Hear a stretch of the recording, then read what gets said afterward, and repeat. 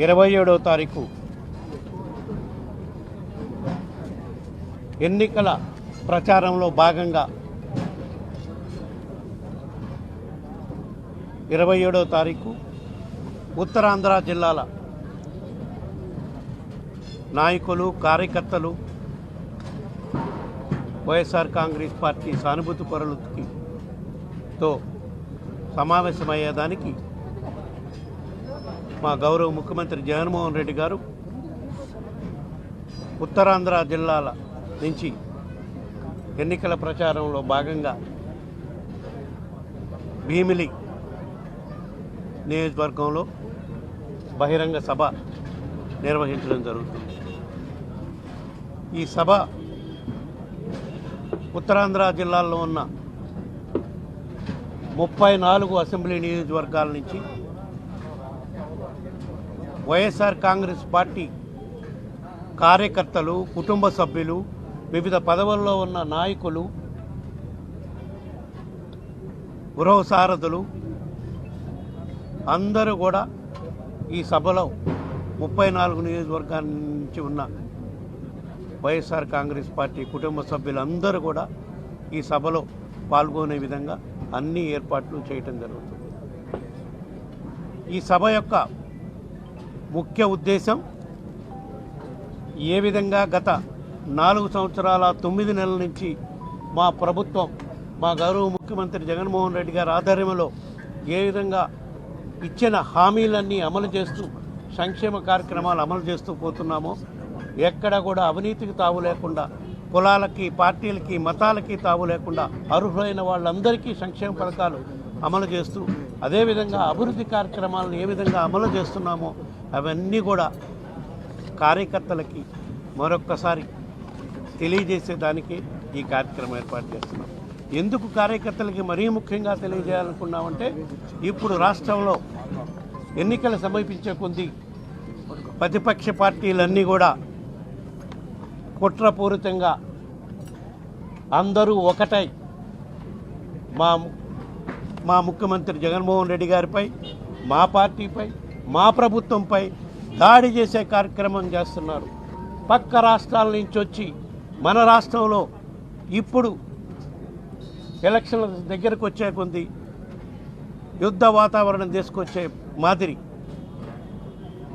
దాడి చేసి కుట్రపూరితంగా నిందారోపణలు చేసే కార్యక్రమం పెద్ద ఎత్తున రాష్ట్రంలో ఇప్పటికే మొదలుపెట్టారు. కాబట్టి మా గౌరవ ముఖ్యమంత్రి జగన్మోహన్ రెడ్డి గారు ఈ ప్రతిపక్ష పార్టీలు చేసే నిందలని, కుట్రలని ఏ విధంగా తిప్పికొట్టాలి, దానికి మనందరం సమాయత్తం కావాలి అని ఒక దిశ నిర్దేశించేదానికే ఈ బహిరంగ సభ ఏర్పాటు చేశాం.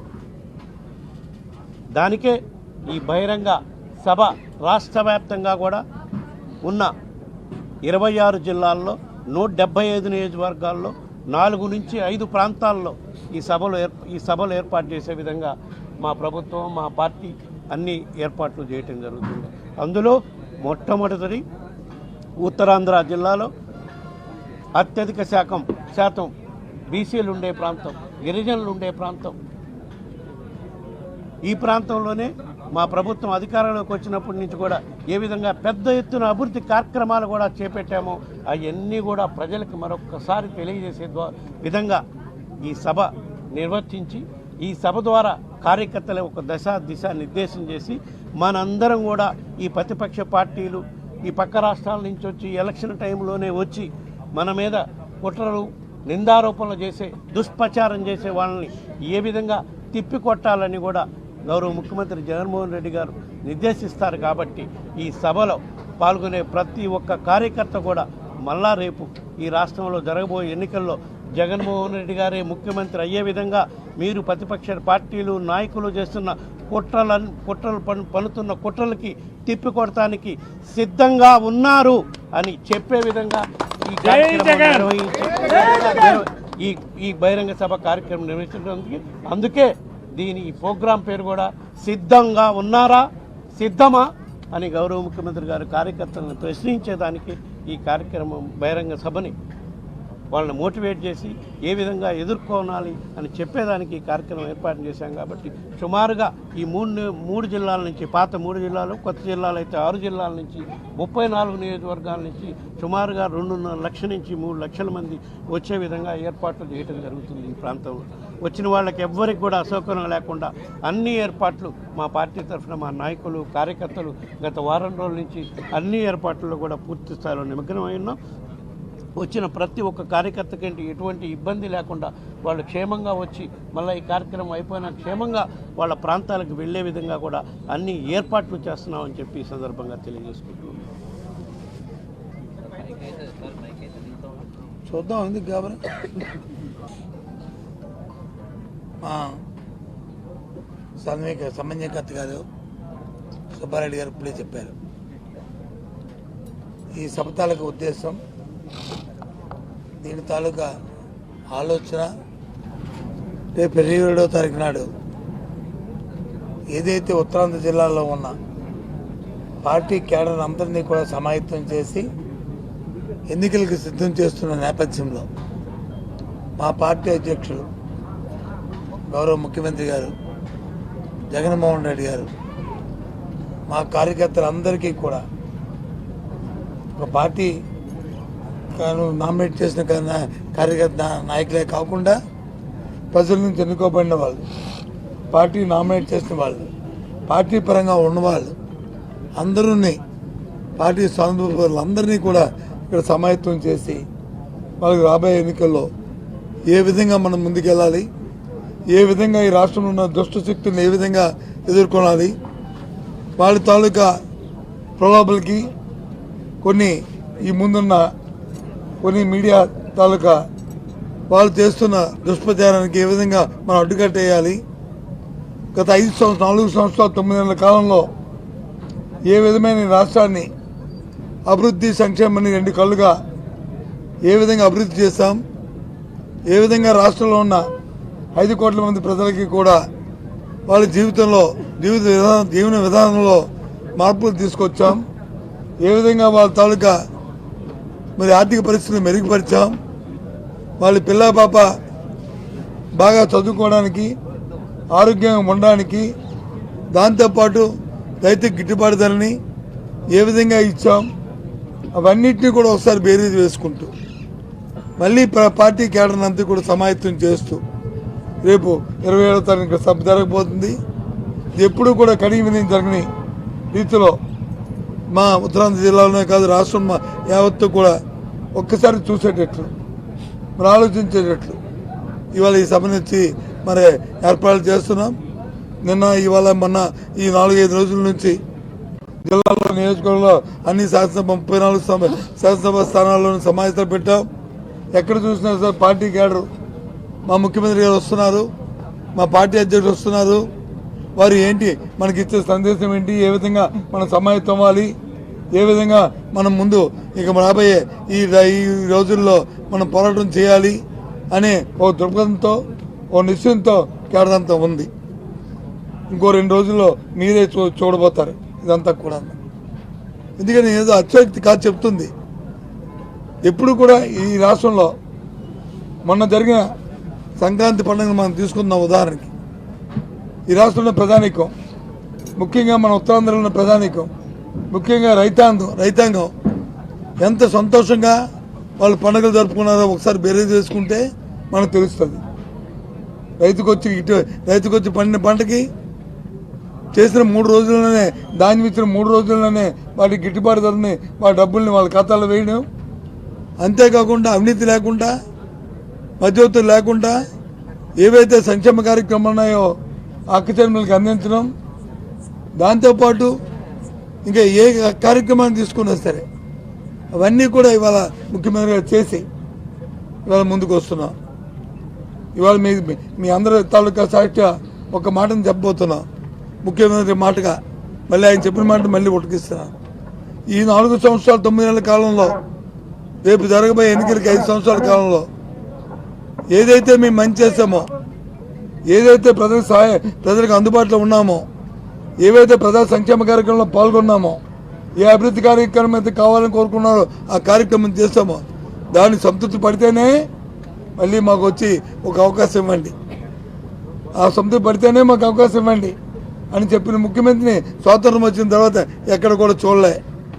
చంద్రబాబు లాంటి వ్యక్తులు మాయలు మోసాలు చేసి దగా చేసి మళ్ళీ తగ్గుదామా అంటూ ఎన్నికలు వచ్చారు తప్ప మేము వచ్చి అలా కాకుండా చేసింది చూమెట్టి చెప్పింది చేసి చేసిందే చెప్పి ఇవాళ రేపు ఎన్నికల్లోకి వెళ్తున్న ఈ నేపథ్యం. అదే రేపు ముఖ్యమంత్రి గారు వారి తాలూకు వారి స్వతహాగా వారి నోటితో కార్యకర్తని ఉత్సాహపరిచి కార్యకర్తను సమాయత్తం చేసి ఎన్నికలకు సిద్ధం చేస్తున్న ఈ తరుణం, ఈ నేపథ్యం, మరి ఇటువంటి తరుణం ఇందాక సుబ్బారెడ్డి గారు చెప్పినప్పుడు ఓ మాట చెప్పారు, ఓటు లేని వ్యక్తులు ఈ రాష్ట్రంలో ఏ ఒక్కరికి ఓటు లేదు. కానీ ఈ రాష్ట్రంలో వచ్చి ఎన్నికల్లో వచ్చి నాయకత్వం వహించడానికి ముందుకు వస్తున్నారు. ఎంతవరకు సంబంధించి ఆలోచన చేయండి. ఎందుకంటే ఎక్కువ మనం ఆలోచించక్కర్లే, అది ప్రాథమికంగా ఆలోచన. అది నేను ఈ ప్రాంతానికి, నేను ఈ రాష్ట్రానికి, నా ప్రాంతానికి నా తాలూకు ఉన్న కమిట్మెంటు నాది. ఈ రాష్ట్రానికి సంబంధించిన వాళ్ళు ఈ దేశానికి సంబంధించిన వాళ్ళు దేశాన్ని ఉద్ధరిస్తామంటే, లేదు ఈ రాష్ట్రాన్ని ఉద్ధరిస్తామంటే అది ఎక్కడ సమంజసం? ఆలోచన చేయమని కోరుతున్నాను. ప్రజలందరినీ కూడా ఈ మీడియా సాక్షిగా అడుగుతున్నాం. ఇవాళ మేము చెప్తున్నాం, ఏదైనా ఉత్తరాంధ్ర ప్రాంతంలో జరిగింది, అభివృద్ధి జరిగింది అంటే అది స్వర్గీయ రాజశేఖర రెడ్డి గారి హయాంలో, మళ్ళీ జగన్మోహన్ రెడ్డి గారి హయాంలో జరిగింది తప్ప ఎవరు చేయలే. ఏ కార్యక్రమం మాయం చెప్పారు, మాటలు చెప్పారు. మరి ఇవాళ వచ్చి మళ్ళీ వచ్చి తగ్గుదమ్మా అంటూ మళ్ళీ నాకు ఇంకో అవకాశం ఇవ్వండి, మళ్ళీ నేను సరిదిద్దుకుంటాను. ఏడు సరిదిద్దుకుంటారు? ఇంకో 20-30 సంవత్సరాలు మళ్ళీ వెనక్కి వెళ్ళిపోయిన పరిస్థితులు.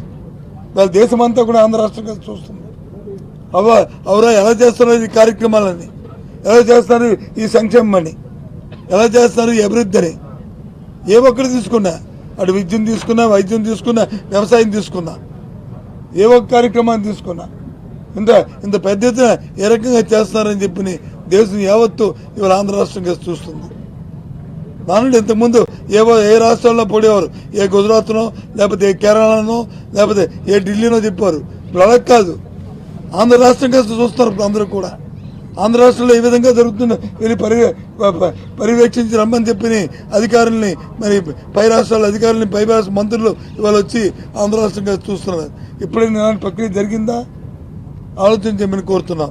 కాబట్టి ఇవన్నిటికీ ధీటుగా రేపు ముఖ్యమంత్రి గారు ఆయన మా కేడర్ అంతటినీ కూడా, మా కార్యకర్తలందరినీ కూడా, మా నాయకులందరినీ కూడా సమన్వయం చేస్తూ ఓ సందేశాన్ని మా అందరికీ ఇచ్చి మాలో ఉత్తేజాన్ని నింపడానికి ఆయన వస్తున్న ఈ నేపథ్యంలో ఈ పెద్ద ఎత్తున చేయడానికి ఇప్పుడున్న మీ నాయకులందరం కూడా ఈ పెద్ద ఎత్తున జరగడానికి మేము మా వంతు ప్రయత్నం చేస్తున్నాం. తప్పకుండా ఈ సభ సక్సెస్ అవుద్ది. ఇందులో ఏ విధమైన మరి సందేహాలు లేదు. దీనికి మరి భగవంతుడు కూడా, వరుణదేవుడు కూడా సహకరిస్తాడు. ఇది సాయంత్రం సమయం, ఈ సమయంలో దీనికంటే 1 గంట ముందు ఈ సభ ఇదే ప్రాంతంలో ఇక్కడే ఈ సభ జరుగుతుంది. 1 గంటన్నర ముందు ఈ సభ జరుగుతుంది. కాబట్టి దీన్ని మరి సక్సెస్ చేయాలని ఆ భగవంతుడు కూడా కోరుతున్నాను. వాతావరణం కూడా అనుకూలించాలని కోరుతున్నాను. నాకు చెప్పారు కదా, సుబ్బారెడ్డి గారు చెప్పారు కదా, ఏమ్మా సుమారుగా 2.5 లక్షల మంది కార్యకర్తలు, నాయకులు వస్తారని దానికి తగ్గట్టు ఏర్పాట్లు చేయడం జరుగుతుంది. షర్మిల గారు ఈరోజు చేసిన కామెంట్స్ మీద ఏమంటారు? అంటే ఇప్పటివరకు కాంగ్రెస్ వాళ్ళే కుటుంబాన్ని విడదీశారని జగన్మోహన్ రెడ్డి గారు అన్నారు అనేది ఇప్పటివరకు ఉన్నది. షర్మిల గారు మా కుటుంబాన్ని విడదీసింది జగన్ అన్నయ్య గారే, అది మాకు తెలుసు, దేవుడు తెలుసు, మా అమ్మకి తెలుసు. ఇప్పుడు ఏ పార్టీలో ఉంది అని చెప్పేసి చెప్తున్నారు. కాంగ్రెస్ పార్టీలో ఉంది ఆమె. కాంగ్రెస్ పార్టీని అన్నప్పుడు ఆమె రియాక్షన్ ఆ విధంగా ఉంటుందని మనం కొత్తగా ఇచ్చేయాల్సిన పనిలే. దేశమంతా తెలుసు కాంగ్రెస్ పార్టీ ఏ విధంగా రాజశేఖర రెడ్డి గారి మరణం తర్వాత రాజశేఖర రెడ్డి గారిని కుటుంబాన్ని ఇబ్బందులు పాలు చేసింది, ఏ విధంగా చంద్రబాబు నాయుడుతో చేతులు కలిపి కుట్రపూరితంగా కేసులు పెట్టి మా నాయకుడు జగన్మోహన్ రెడ్డి గారిని 16 నెలలు జైల్లో పెట్టారు. ఆ తర్వాత ఆయన పేరు ఛార్జ్షీట్లో పెట్టి కాంగ్రెస్ పార్టీ ఏ విధంగా ఆయన్ని అవమానపరిచిందో అవన్నీ ప్రజలు మర్చిపోరు. ఆ తర్వాత జరిగిన పరిణామాల్లో అయితే ఘోరం. రాష్ట్ర విభజన, రాష్ట్రాన్ని అడ్డగోలుగా ఈ రోజుకి మనకు రాష్ట్రంలో సరైన రాజధాని లేకుండా ఉన్నాము అంటే దాని నడి రోడ్డు మీద ఉన్నాము అంటే దానికి కారణం కాంగ్రెస్ పార్టీ. అట్టాటి కాంగ్రెస్ పార్టీలో చేరారా ఇది కుటుంబంలో సమస్యల్ని మీటింగ్లో చెప్పి అవన్నీ దానికి మనమే అన్నే బాధ్యుడు అని అంటే కూడా కరెక్ట్ కాదు. నువ్వు కాంగ్రెస్ పార్టీలో ఉన్నావు. కాంగ్రెస్ పార్టీ ఏ విధంగా విభజించింది, ఇదివరకు ఎప్పుడు ఏ విధంగా విభజించింది, ఇప్పుడు ఏ విధంగా విభజించింది, అవన్నీ కూడా ప్రజలు మర్చిపోరు. సరే,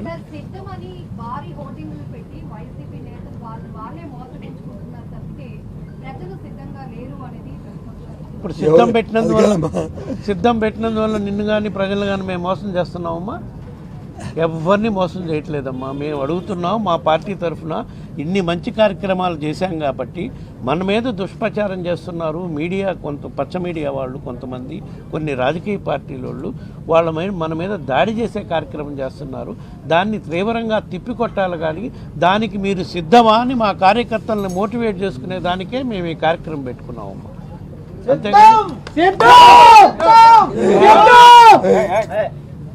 కాదు, ఒక విషయాన్ని ప్రజలు సిద్ధంగా లేరని చెప్పిన వ్యక్తులు ఒకసారి ప్రజలకి వెళ్తే అడిగితే తెలుస్తుంది.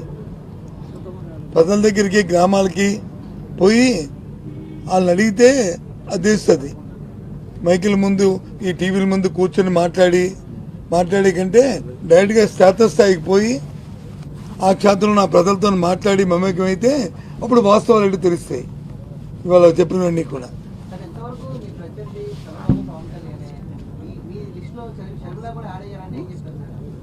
కాలేదు. కాంగ్రెస్ పార్టీకి ఈ రాష్ట్రంలో, బీజేపీ పార్టీకి ఈ రాష్ట్రంలో ఎక్కడ ఎన్ని శాతం ఓట్లు ఉన్నాయి గత 2 ఎలక్షన్ల నుంచి చూసాం. మేము కాంగ్రెస్ పార్టీగానే చూస్తాం, కానీ అందులో పార్టీ అధ్యక్షుడు ఎవరా ఈ రాష్ట్రంలో అనే దానికి పెద్ద ఇంపార్టెన్స్ ఇవ్వాల్సిన అవసరం. ఓకే, రాష్ట్రంలో చాలా పార్టీలు ఉన్నాయి. కమ్యూనిస్ట్ పార్టీ కూడా, కమ్యూనిస్ట్ పార్టీ సిపిఎం ఉంది, లోక్సత్తా ఉంది, అన్ని పార్టీలు, బహుజన్ పార్టీ ఉంది, అన్ని పార్టీలు ఉన్నాయి. దానికే ఉంది. ఎన్నికలు వచ్చినప్పుడు అందరూ మాట్లాడతారు. కానీ రాష్ట్రానికి ఏ పార్టీ ఏం చేసింది, రాష్ట్రానికి ఏ నాయకుడు ఏం చేశాడు, ఆ న్యాయంలో ఏం చేశారు అనేది మన ముఖ్యం. ఇప్పుడు చేసింది ఒక విషయాన్ని రేపు ఎన్నికలు జరుగుతున్నప్పుడు ఒకే విషయాన్ని మా ముఖ్యమంత్రి గారు చెప్తున్నారు. ఓ పక్క వచ్చి గతందారీ వ్యవస్థ, ఒక వచ్చి సామాన్యుడి తాలూకా సంక్షేమం, అటు చంద్రబాబు నాయుడు తాలూకా 14 సంవత్సరాల్లో ఆయన చేసిన పరిపాలన, ఇటు 5 సంవత్సరాల్లో జగన్మోహన్ రెడ్డి గారు చేసిన సంక్షేమ పాలన, దానికి బేరేజ్ చేసుకుని అడగమంటున్నాం. అందులో అంతే తప్ప ఎవరిని మోసం చేయలేదు, ఎవరిని మాయ చేయలేదు, ఎవరిని దగా చేయలేదు. బాబు వస్తే జాబ్ వస్తుందని చెప్పలేదు, వస్తే నిరుద్యోగం గుర్తిస్తారని చెప్పలేదు, లేదు మహిళలకు వచ్చి ఒకటి మొత్తం రుణమాఫీ చేస్తారని చెప్పి మోసం చేయలేదు. మా ముఖ్యమంత్రి చెప్పారు, ఎవరైతే డ్వాక్రా మహిళలు వచ్చి దాచుకున్న డబ్బు ఉందో 4 దఫాల్లో వారికి ఉన్న బ్యాంకులను అప్పులంతా ఇస్తామన్నా, నిన్న రోజున 4వ దఫా ఇచ్చాం. అవునా కాదా? ఇది వాస్తవా కాదా? 3,000 రూపాయలు పెన్షన్ ఇస్తామని చెప్పాం. 2,000 నుంచి మనం 1వ తారీఖు నాడు 3,000 పెన్షన్ ఇచ్చాం. ఇది అవునా కాదా? ఎక్కడైనా మోసం చేసామా, లేదా ఎక్కడైనా మబ్బు పెట్టామా, ఎక్కడైనా ఇచ్చేసామా? ఏదైనా మేము చేసింది, మా ముఖ్యమంత్రి చెప్పిందే చేస్తారు, చేసింది చెప్తారు.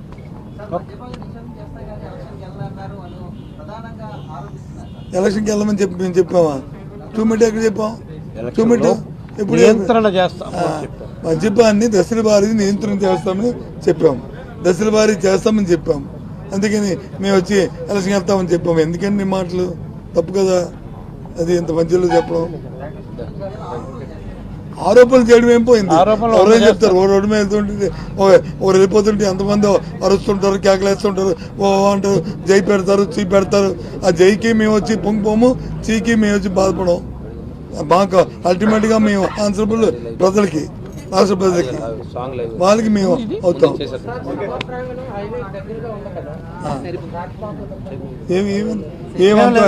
ఏమంతరం ఏముండవు. అన్ని ఏర్పాట్లు ఇక్కడ పోలీసు అధికారులను పిలిచి కూడా మాట్లాడటం జరిగింది. ట్రాఫిక్కి రెగ్యులర్ ట్రాఫిక్లో ప్రయాణికులకు కానీ, వేరే దూర ప్రాంతాలకు పోయే వాహనాలకు కానీ ఎటువంటి అంతరాయం లేకుండా ముందు నుంచే ట్రాఫిక్ డైవర్ట్ చేసే అవకాశాలు చూసుకొని, ఏ పక్కకు పోయే ట్రాఫిక్ని ఆ పక్క డైవర్ట్ చేసి ప్రయాణికులకు ఎటువంటి ఇబ్బంది లేకుండా చేయమని చెప్పడం జరిగింది. రహదారి మా అభివృద్ధి పరిస్థితులు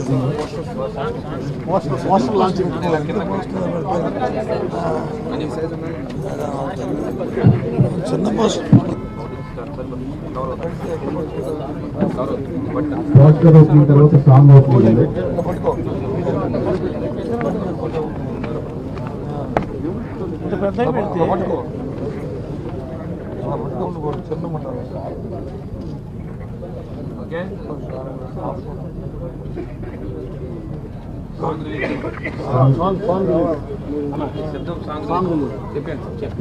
మనం అనుకున్నట్టు కూర్చో కూర్చో కూర్చోదు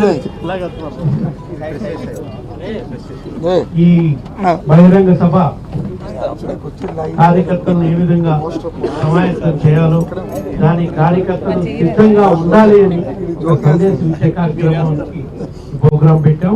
దానికి ఒక సాంగ్ కూడా మా పార్టీ ప్రిపేర్ చేశారు. దాన్ని లాంచ్ చేసే కార్యక్రమం మీ సేవలను మేము మరువం. మీ అందరికీ మా వందనం.